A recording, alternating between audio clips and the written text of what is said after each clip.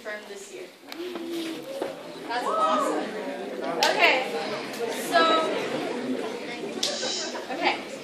So your confirmation marks a new beginning in your life.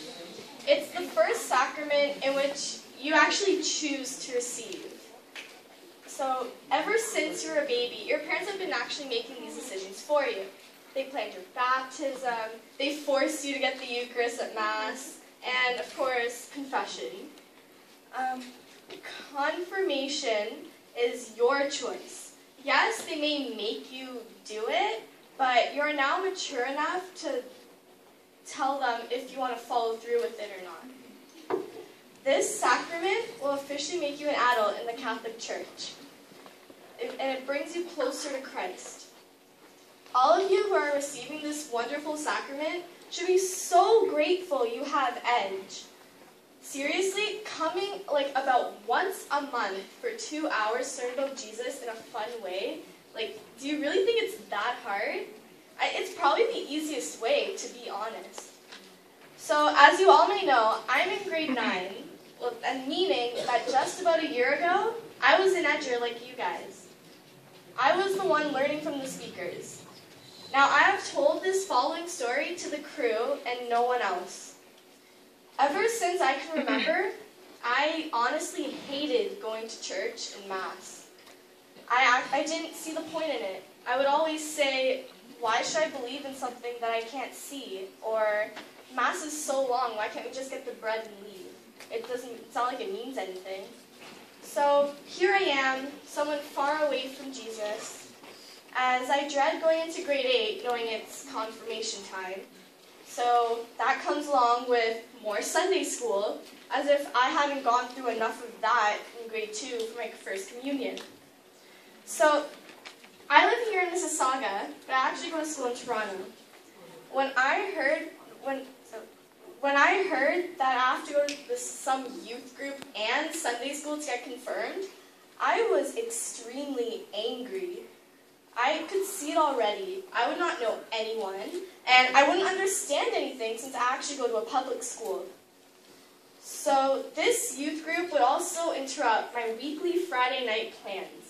Every Friday night, I would go to this skating arena near my school, and everyone from my school and the area would just go there to socialize. As I think about it now, that was very selfish of me to not want to give up just one Friday night a week, or not a week, every month, just to learn about God. So anyways, I'm forced to go this one night, and it was actually a night on the order of Mass. We had to arrange the papers with the different parts of Mass in order from the beginning to end. And I clearly remember putting communion as one of the first things. And I still laugh at myself about that. So, well, that night, I heard about the On the Way to Bethlehem trip. And as you all know, that's coming up really soon. And I decided to go on it, because it can't kill me, right? So, as usual, I sat all alone on the bus, and I was all alone throughout the whole night. But at the end of that day, I honestly felt something different inside me. Like, I felt a rush, like I got this love of Christ just rushing right through me. I still can't thank Miri enough for this. Like, she organized it all and it was amazing. After that night, I started going to Edge more often, up until the point where I was telling my parents, I don't care about skating, I want to go to Edge every week.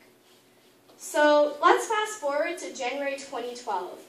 I received a letter that read, to the parents of those to be confirmed, the first special class will be held at Merciful Redeemer Parish at 10:30 a.m. until 12 p.m. this coming Sunday. The program will repeat every Sunday for 12 classes. My first thought was, Edge is fun, but now I actually have to learn about religion for an hour and a half every week. I better bring my pillow. So I go to these classes. And at first, it was completely boring. But then I decided to open up my heart to Jesus. And after that, Sunday school was like my motivation for the week. we had to do all these projects, and my favorite one of them all was actually my Faith Journey scrapbook, which I brought with me today for you all to see. Oh my God.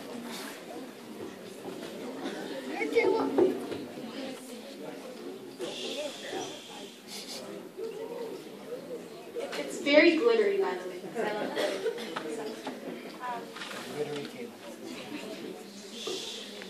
So it includes my baptism, my first communion, my other projects, and some random other stuff, like the story of my name and like my letter of confirmation and stuff. And I loved working on it because it just reminded me of how far I have gone down on God's path. 5 months, 2 weeks, and 5 days ago was my confirmation day, also known as Tuesday, May 15th, 2012. I was so excited. My sponsor and aunt were actually the ones doing my hair, my nails, my makeup, and basically everything else. So we were finally done. So when we were finally done, we were like 10 minutes late, as usual. And so we ran to the car, and my dad sped out of that driveway faster than I could even imagine, and we hit the road. So I arrived just before everyone left this room, and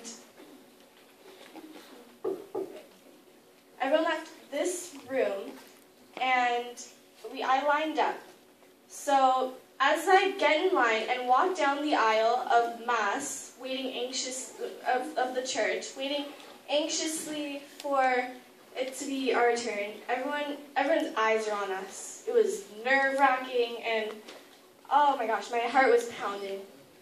So we sat through the Mass, and we were waiting for it to be our turn to go up and get the oil of chrism. And the time finally came. So then we lined up in front of the sanctuary, and it was almost our moment to, receive the Holy Spirit and all its wonderfulness. So, and now this is a moment I will never forget. It's finally my turn, and I see the bishop grab a huge glob of oil and just put it on my forehead. And yes, I was so happy that I was just confirmed, but seriously, there was not one girl in that room who was not trying to get rid of that gross feeling all over her foundation-covered forehead. So I then remember turning around to my sponsor to hug her, and the first thing she said to me was, "Nice shiny forehead." So we started laughing so hard, and I just knew right then that we were going to be closer than ever. So I'm going to end my testimony with a piece of advice for all of you edgers who find this youth group a waste of time. God gives second chances, so if you open up your heart to Him before coming to Edge, you'll have such an amazing night. It's not a cliche thing to say, since I am living proof of that.